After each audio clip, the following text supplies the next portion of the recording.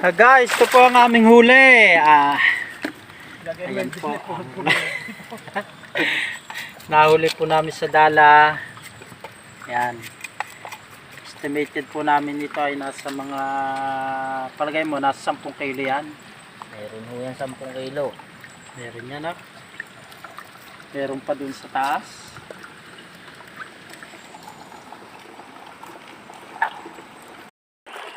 Yan guys, kakain na po kami. Ito kami kakain sa ito, sa gitna ng tubig sa may bato. Yan, yan guys. Ayan na. Ayan na guys. Ayan na. Tira kayo. Ayan na. Ano, pili. Oh, pili. Alin po gusto nyo? Bargain yan.